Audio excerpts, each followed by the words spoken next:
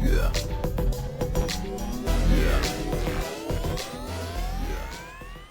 Welcome back, hobby hunters, and I know it's a little bit delayed on the updates and everything like that, and I greatly apologize. We've had a lot of things going on, from moving around in the studio, setting up new things that you guys have been asking for, but on top of that, we've had a lot of life things go on. But during those chaotic times and periods in our lives, we at least find time to game, and these are my segments that I usually like to do with you guys. Me segments! Okay, that was just a bit much, but I'm just saying, me. Anyway, but...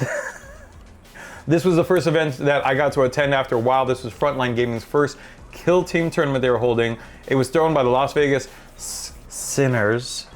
I'm probably horrible at that name. Let me look it up again. It's a lot of group of good guys, great players. The name, it's got a Las Vegas Sin City. But no, really, thanks to the Las Vegas Sin City Kill Team, these guys have been throwing a lot. The big main corral of everybody is Liam. If you guys have never met him, he's a great guy. You'll see him in this video. You've seen him in our past videos and stuff like that. But they were able to host the first Kill Team Summer Throwdown for this year, and it was at Frontline Game. And I was just excited because if you guys have never been there, they've had this store for a while, but they just upgraded into another one, and it actually looks amazing. They have lots of supplies of stuff. But you know what? Don't let me be the judge of it. Why don't you guys check it out?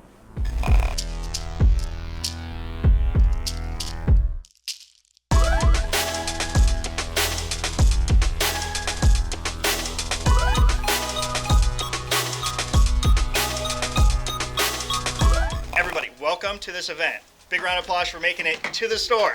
Yeah! Thank you everybody for letting us put this on. This is going to be super fun. All right, so this is the Summer Throwdown. So, as you just heard, guys, the Summer Throwdown. This is where they actually have a bounty board that we've kind of played in our community for a while, or with at least the Sin City Kill Team.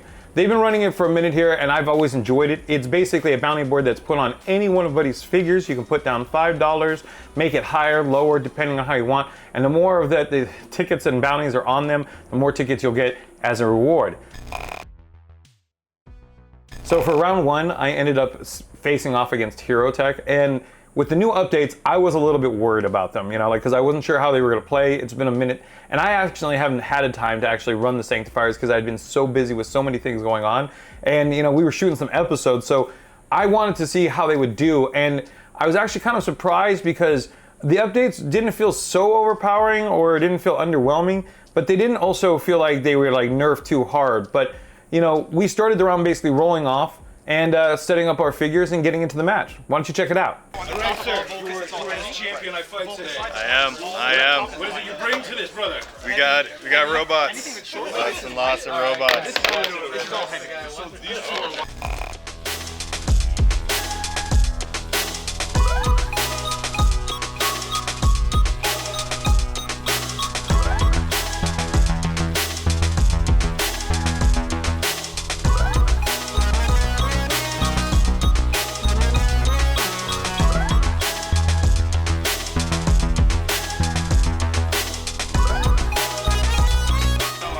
That was close, dude. Very close. We were literally Neck and neck. 15 to 14, right? Yes, it was. So midway through the game, you literally actually were cleaning up my guys when I got two balls and tried to cross the field. Indeed. And afterwards, he shot when I was trying to control one of the points with the sniper and ended up getting greedy. At any point, do you feel like you could have changed anything with that? I think if I did something different than my Hvnterx, it would have turned out, the ending a little different, maybe scored a couple extra points. But with my Hvnterx being stuck on top of that building with my death mark, I think that's why I limited myself on points a little bit. If I took a bit of advantage on my conduits, then I maybe would have gotten a little bit more balance, changed up my dice a little bit, and gotten more damage out on you. But other than that, I think it was pretty close. Yeah, and I think there was a lot of stuff that could have been done too on my side where I was playing too loose. I was into second turning point. I could have actually held back more because there wasn't really anything serious or at threat during the second turning point. I was just I want all the points and tried to shove two guys across. You picked them off. But I do think that at one point when your leader shot my guy in the middle when we determined, he just made it by the one. I was like, yes, he made it by one. Yeah, literally. Very close. No, it was a very good game. I don't think there was much we could have done better. I think that we played our best. It was a very good game. It was a very good game. Dude, definitely. All right, sir. We'll see you more on. Hopefully I see you again. Definitely. All right, so now for the second turning point, my opponent asked for me to not record them, which is understandable. I want to respect everyone's wishes and everything like that. We did capture footage of them. The player I did face off against, if you look at Best Coast Pairings, is James. If you guys don't know who he is, he's one of our locals here. He's actually a great player, somebody who I faced off countless times against, and this would be no exception. This part of the match is where I ended up facing off against my own team, the Inquisition. And let me put it this way, James is not bad with the Inquisition. He's actually very good. For the first turning point, we ended up just rolling off. I ended up being the person who went first.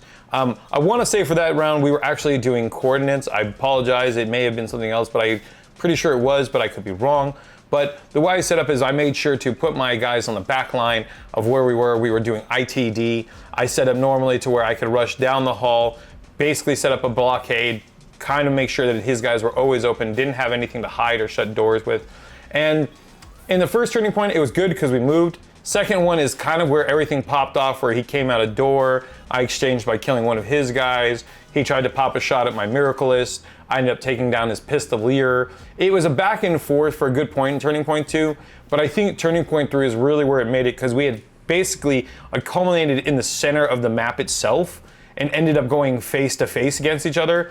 And I had one opportunity to light his Casterkin on fire, and I totally failed it. They did, like, even with the Imperial Flamer hitting so easily and even benefiting from the Zerman, like, it didn't work out, and he was able to counter back, blast away my guys, clear more of the field. Even though I had some good points and good playback, the game was like super, super close. Like, it was so ridiculous to how close it was.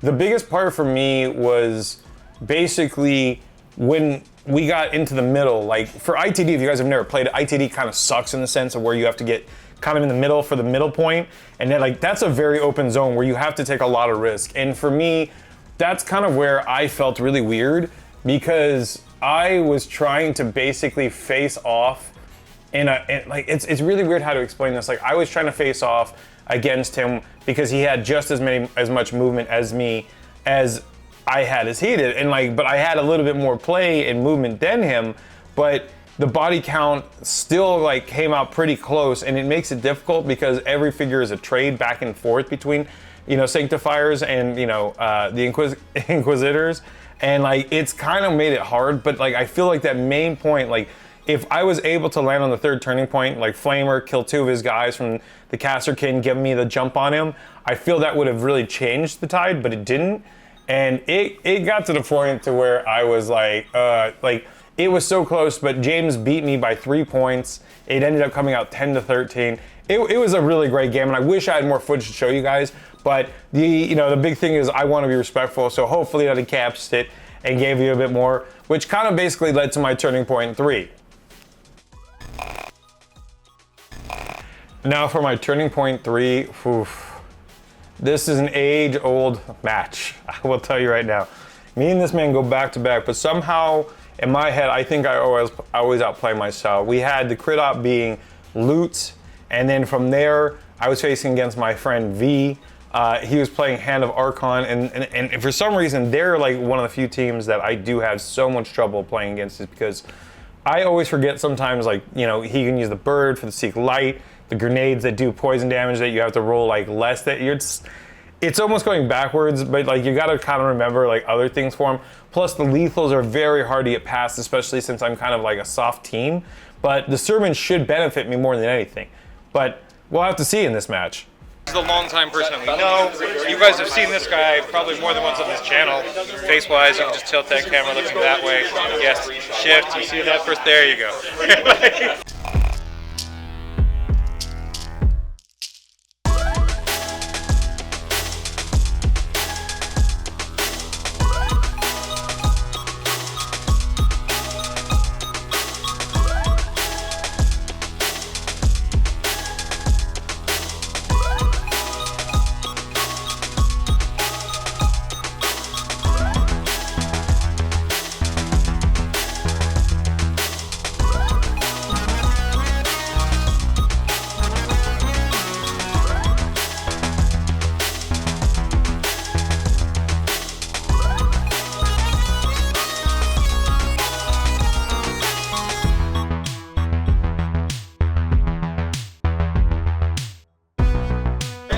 Yeah, it was like the only thing I have is burning hands, and it's brutal, limited, and one blaze.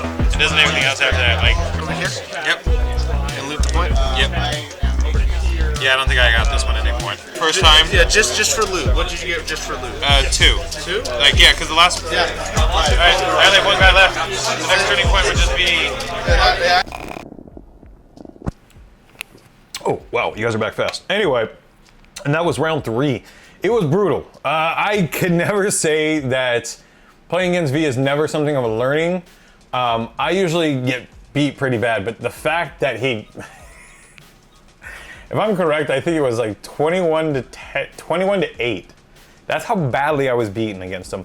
I think I get in my own head when I play against the Hand of Archon because I'm trying to remember all the little things that they do. But the hardest part is like, for me, I try to like remember that they have the little tricks. And again, I still need to play against them more, but it became kind of a brutal uphill battle at one point because I was trying to fight back. Like I thought I did well midway through the game when I killed a couple of his figures, but then he was able to like clock out a couple more, hit some great rolls, and I just could not pass. Like sometimes rolling with the Sanctifiers with the Sermon really just screws you over. Like you could just done. Like it is horrible. But you know, after that, I actually was kind of a little bit bummed because I thought I would do a little bit better, you know, but you know, the thing is you can't always measure in that point because I did learn a lot and understanding what I need to be more careful of with certain players and like, not players themselves, but their teams and like how they operate. Because for me, that's kind of the part that I always try to focus on is like, okay, how does this team operate? How does that, you know, go against my team? How can my team coordinate back against them? And that's kind of the whole thing of you just playing casually over time and learning these teams, understanding them. Like I know it's got kind of like that competitive, like I need to know the team immediately, but if you know your team pretty well and know how to pilot them, you can get around most teams' gimmicks. It's just difficult because sometimes you don't know what tools to use and sometimes playing against them helps a lot. But overall, I had a fun time at the Summer Throwdown. The cool thing was, even though I didn't win, I was able to actually get the whole Typhon box set from both the winners since they had it. They were willing to be really cool with me, barter a little bit, and I ended up getting, you know, the 2 teams I'm excited about. Oh my God, I told Derek freaked out and everything, and we were like so excited about that. And I was, because I've been looking forward to Typhon, and the fact that I actually get to play the Ravners, which I'm excited for them. That's one of the teams. But my favorite, the Mechanicus, I love the 100 Clay team. They've always been my favorite when I first started and got into this. As you guys know, I played a lot of Imperial teams, but lately I've been feeling more chaosy in my choices. But overall, I think more or less that I enjoy the fact that I now get to play more Mechanicus, you know, base kill teams. And it's kind of cool to me because I really want to see them flourish, and I feel like they really haven't gotten like that big push of an update for like cool kill teams because they have a lot of good rich history, which I'm surprised they haven't, you know, really got into. But again, I'm just happy that we got this box, which again, I'm going to be excited for this for a minute. The next box is pretty decent. If you guys never heard our opinion about it, we were okay with it. Like, it was like, it's cool. You brought back some old kill teams. They're a little bit less, you know, in, you know, the size, but we'll see how that plays out. But until then, guys, hopefully you enjoyed the video. Hit that like and subscribe. And guys, I am HvnterX. Yeah, that was recording. But you guys have a great one. And I'm going to get out of here because I need to go roll some more dice.